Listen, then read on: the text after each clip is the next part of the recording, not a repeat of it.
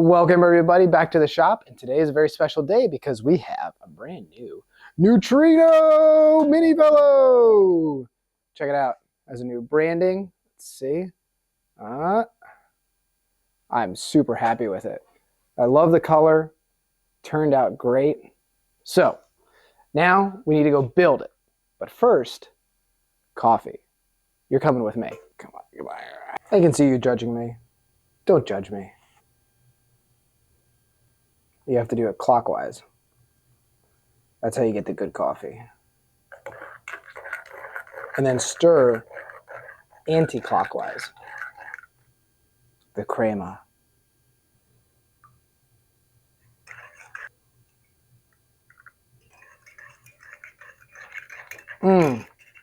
Bellissimo.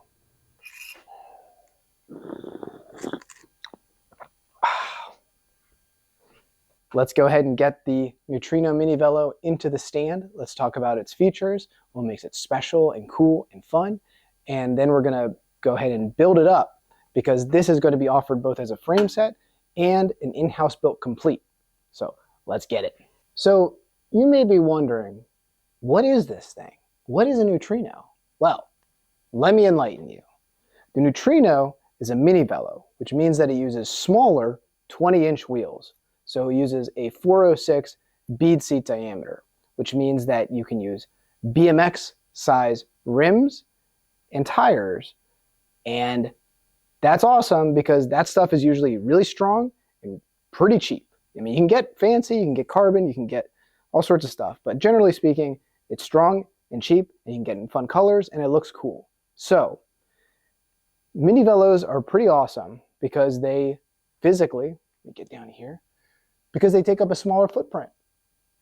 The wheelbases are shorter, the wheels are smaller, so that same corner, maybe hiking the bike up the stairs at your loft or at your apartment, instead of using a full-size bike, you can take one of these up. Going up that stairwell is a heck of a lot easier. Number two, if you're commuting, this is a lot easier to move around. This is a lot easier to put onto a train car. If you're going on a subway for your regular commute, this is a lot easier than a full-size long bike. If you're in Japan and you need to go on a train, you just put it into a Rinko bag, you turn the handlebars, and you cinch it up, and you're good to go. Number C, it takes up less room for traveling. If you're going on an airplane, this is a lot easier to pack down into a much more manageable sized box. In addition, as long as you keep all of the bike and gear you're taking under 50 pounds, you won't be charged oversized fees. What are we on? D, E? I don't remember. Doesn't matter. Anyway, with 20-inch wheels, they spin up a lot faster. So when you're racing cars in the city, getting from stoplight to stoplight, you'll get up to speed faster this way. Okay, now let's get down to the nitty-gritty of the Neutrino frame set. The Neutrino uses double-butted chromoly, so it's super sturdy and durable. It has sliding dropouts. Don't worry, I'll show you how to install that. So you can run single speed or internal gears or external gears. It has disc brakes, front and rear. Front is IS mount and rear is post mount. 68 millimeter regular threaded bottom bracket. 1.1" headset, 31.6 seat tube clamp, water bottle bosses, both on the down tube and the seat tube, internal dropper routing. As far as mounting accessories, you have an eyelet here, you have an eyelet here, you have eyelets on the wishbone for a rack, you have fender mount, another fender mount, a kickstand plate, and on the fork, you have mounts for pretty much anything you'd ever want.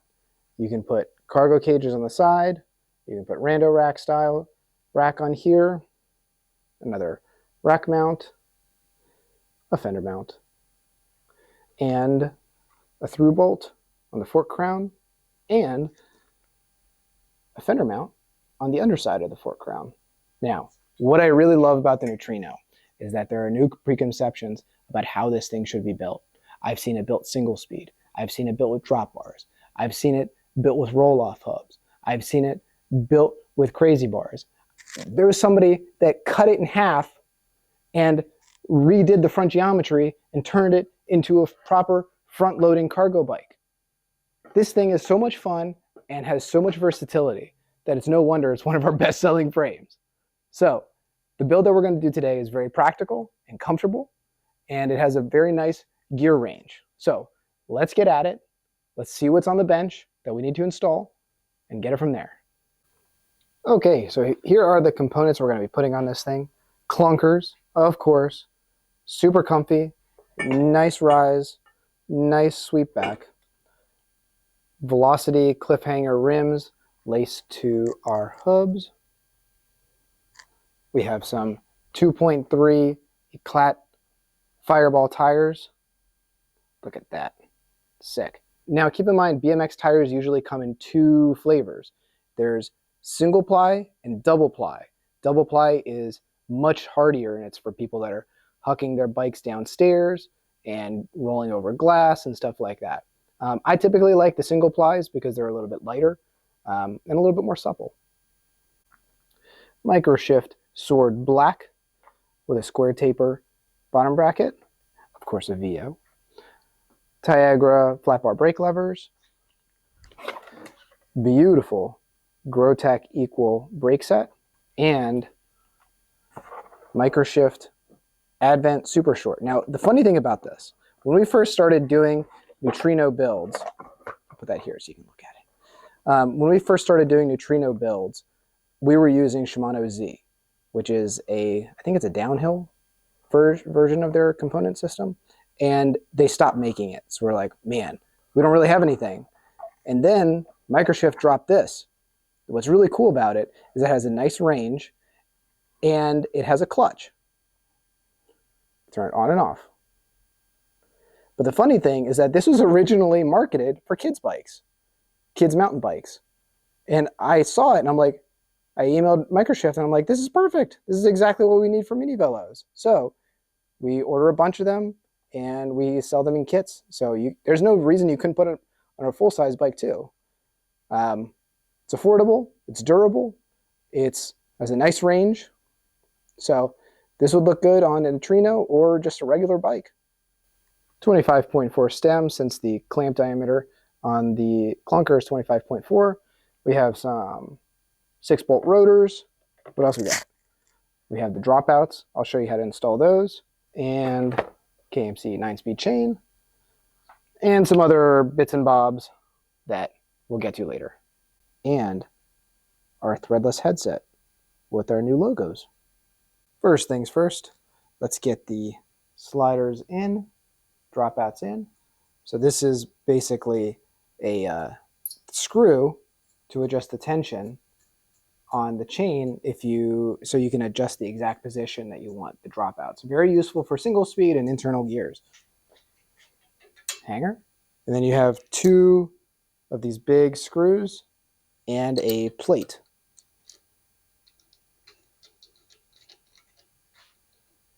And you're just going to tighten these until they're almost tight, so you just still have a room to wiggle them around to get the placement just right. Make sure you drop your tools. Next, we're going to install the headset.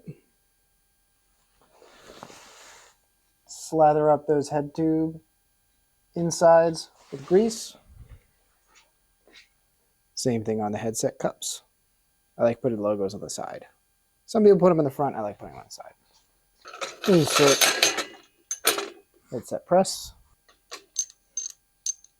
What I'm doing is lining up the logos because I like them from the side, because when you take a picture of the bike, usually you take a picture of it from the side, so you can see the logos.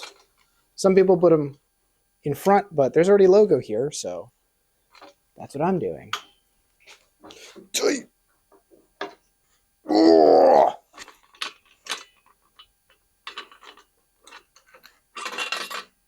One headset, pair of cups installed. Now we're ready to assemble the rest of the headset. So I put a little bit of grease on the fork crown. Fork crown split crown race goes right on. And just pop that guy down. It's good to go. Then we have a bearing on top. And then we have a bearing underneath. And the beveled side faces towards the middle of the head tube. Insert. And then we have, let's see what we have here. Compression guy. This one goes right on top. Push it in. And then we have a thin shim dust cap. Push it all the way down. Okay. I'm going to put some spacers on and the stem just so that this fork doesn't fall out accidentally. And so that I can get a kind of preliminary setup with my bike. Might go probably a couple more spacers on top to get it really dialed in with the bars. But let's get things just loosely installed for now. Next, let's get the tires on the wheels. Velocity was kind enough to already have installed a rim strip on here, so they took care of that. Let's get the logos lined up with the valve.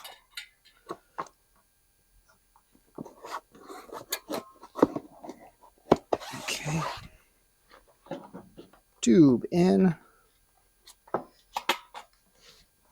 BMX tires can be a little stiffer than full-size tires because they expect you to be going into ramps and doing 10 sets, cool stuff like that. You can set a little table and get the valve on. Get it in the valve first. And then work your way around to the other side. All right. And let's get pumped up. Now these are rated to 100 PSI, but that is just far too much. Because this is, 100 PSI would be for, so that when you land after doing a 10 set, your tires don't explode off the rim. But we're not going to be doing that. I'm far too old to be doing that. So we're going to do something more like, let's do like 42. I think that's a good pressure. There we are. All right, put the rotor on. These are from SRAM. These are the center line. I think they're called center line. What are they called? Center line. They're cheap and good. Listen, unless you're doing some serious hardcore racing, you don't need to spring for the fancy multi-piece. They're floating, stuff like that. The only thing that's going to be floating after you buy those is your wallet. Am I right? Let's tighten all these guys down. So what I like to do after putting the screws all the way in is have it so that they're a little bit loose. And then I can go in all at once and get the torque them down. The torque value for this is good and tight. So get your torque wrench up. Beep, beep, beep, beep, beep, beep, beep. Star pattern, don't forget. Beep, beep, beep, beep, beep. Beep, beep, beep. Beep, beep, beep, beep. Beep, beep, beep, beep, beep. Good. All right. This is the rear wheel. I already got the rotor on. I got the tire on and everything. Now we need to put the cassette on. First thing is let's align the splines. Now because this is a 9-speed going on an 11-speed hub, you'll need a little spacer here. So we have that, and then big part of the cassette, 13 tooth, and then the 11 tooth.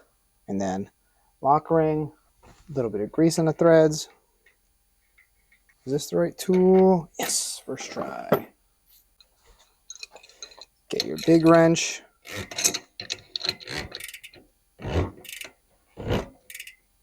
And tighten that sucker down. No play. Great. Next, we're going to put the wheels actually on the bike using our quick release levers. I like to put a little bit of grease on the skewer. Quick release going in. Cam side on the non-drive side. I normally wouldn't do it this way, but I just want to show you. And then both springs pointing toward the hub. And quick release is on. Rear wheel going in. Don't worry about getting this perfect because you're going to be adjusting the position of the wheel and the rotor and everything. So we're just going to kind of have it a little bit loose for now, just to get it going. All right, now that the wheel is in, we can adjust the position of the wheel in the sliders. I like to keep mine kind of in the middle. You can move them forward if you want to get more rowdy, or you can move them backwards if you want a more stable ride.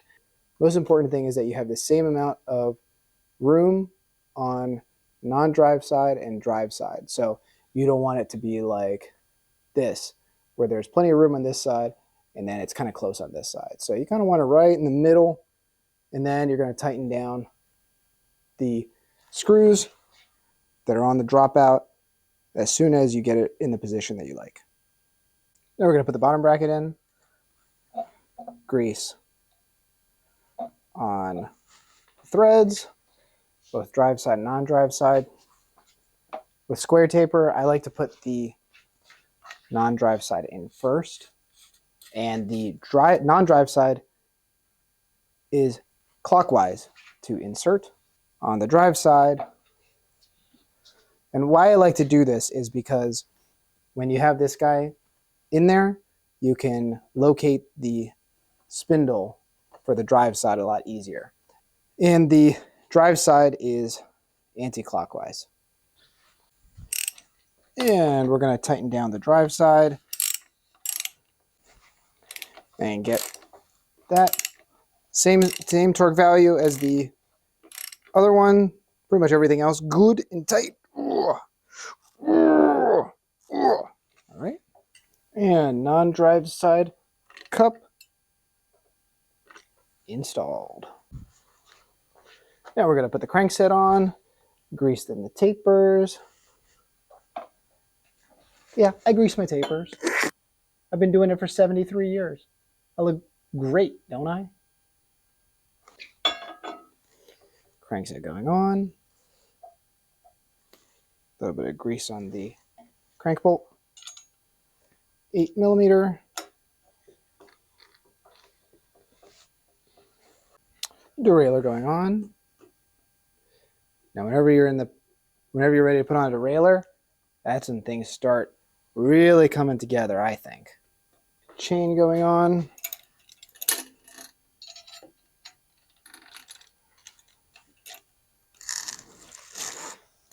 Sometimes what I like to do is turn the clutch off when I'm working on the bike in the stand, because it makes activating or moving the cage around a lot easier, so you're not fighting the clutch. Okay, so we're going to make it so that the cage just activates when we're in the right place for chain length. So we're going to take out 3 pairs of links. Quick links going in. Take it off the crank. Stick them in there. You can do one of two things. You can either take the bike down from the stand and stomp on the pedals. That's how Shimano tells us to do it. Or you can take some pliers, like I have here, turn them, and I kind of lean on the it's kind of serration in the pliers, like this. Hold it sideways at an angle, and then snap them together. That's it. Now while we're here, let's go ahead and adjust the high limit screw. So this is B tension, this is lower limit, and the one down here is high limit. So we're gonna screw that out a little bit, and that's just so that the natural position of the cage is on the highest cog, that 11 tooth. Now we're going to put the pedals on. We're going to go with our sabots. Right side is always right hand threaded. I'm holding the wheels still so it doesn't turn, so I can tighten it down. And same thing on the other side. Now non-drive side is left hand threaded, so it is anti-clockwise. I say anti-clockwise like I'm British or something. Clockwise. Anti-clock. counterclockwise. That's what it's called. Front wheel in. And after this, we're going to put the handlebars on, and then we're going to kind of set up the position. Now we're going to put the Klunker Bars on. Now, obviously, in order to put these bars on, you need a removable, or you need a stem with a removable faceplate. This is just our regular 25.4 stem. Yeah. Oh man, this looks so good. I'm really excited about this. Don't worry about it getting it too tight. We're just gonna figure out position on the bike first. All right, let's assemble the seat post and saddle. Take the screw all the way out. These guys you can hang on to for spitball whatevers, or you can cut them down and you can use them as spacers for other projects. I always find that really useful. So put the clamp on top. This is the non-drive side, so the threading goes this way. This is the drive side. So we're going to put the hole on that side. Put the clamp, the head of the seat post in. I like to turn it. Like, yeah. Put the bolt through.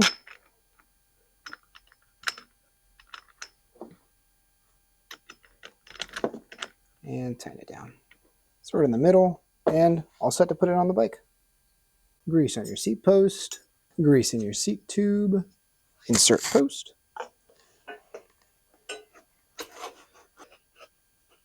Okay, like that. That looks about right. Tighten it down, and then let's get up on this perch and see what kind of handlebar height this old man needs.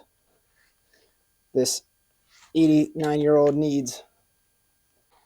All right, let's get up here. Gotta hang on to the stand. All right, I think that's pretty good. Yeah, maybe raise it just a little tiny bit, but overall, it's pretty good. I think I like the handlebar position too. Might actually go with one that's a little bit longer, or maybe I'll just slam this guy. Who knows? All right, I think we're pretty good. I think we can move on. Anything past this is just going to be little tiny adjustments, which shouldn't affect cable length or housing length. Next up, we're going to go ahead and install the Growtac equal disc brakes. All right, 5mm bolts up here. So you can watch some of the other videos of setting up Growtacs, but basically what I like to do is activate them by turning this cam, and that basically centers the pads on the rotor, and then afterwards we can do minor adjustments to get the pad in the right spot in relation to the rotor. Oh, I forgot to record it, but I put the front brake on. We used our mount, 160, IS to post mount. All right, the time has come to cut the steer tube. I have this kind of scrawl. I'm just going to make a mark here. That's where we're going to cut it. All right, so the fork is in. The mark that I'm going to be cutting it is in the slot here. So now we just have to do the thing and cut this off. And because this is going to be really rough in there, you're going to take a file and just clean up all of that sharpness in there. Now we're going to reassemble the front end. There. And then spacers, handlebars. So this is a good illustration of how much steer you need under the lip of the stem. So that's like, I don't know, maybe 2mm, 2.5mm. Top cap on. And then we're going to set the preload.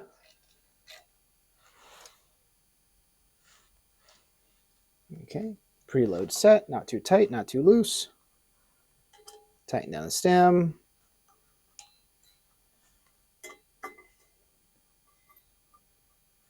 And we are done.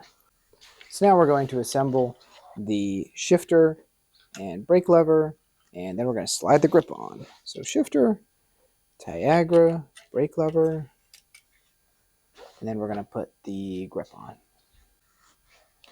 And with the foam grip, you can just kind of muscle this guy on.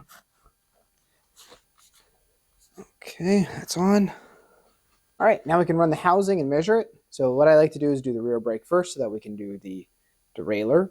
We're going to mock it up like this. Make sure it can turn all the way. All right, so I loosened these clips. These are the guides for the cables. So we're going to tighten these a little bit, just to secure it.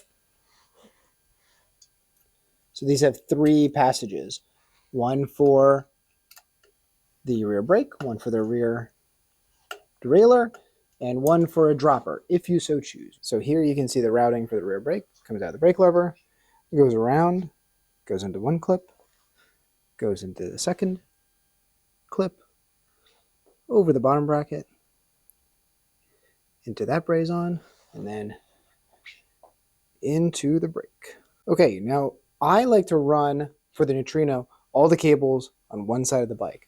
So I have that brake lever going to the front brake, that's done. So we're going to run the derailleur, or the shifting rather. Now we're going to run it here, and then right down this side. Then we're going to go under the bottom bracket, and then over to this clip,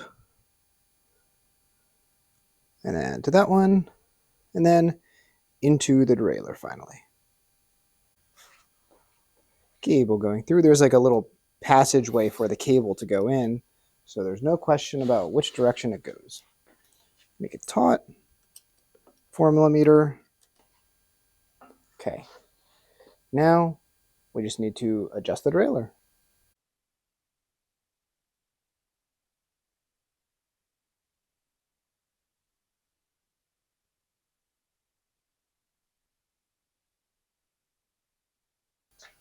All right, so everything's built up.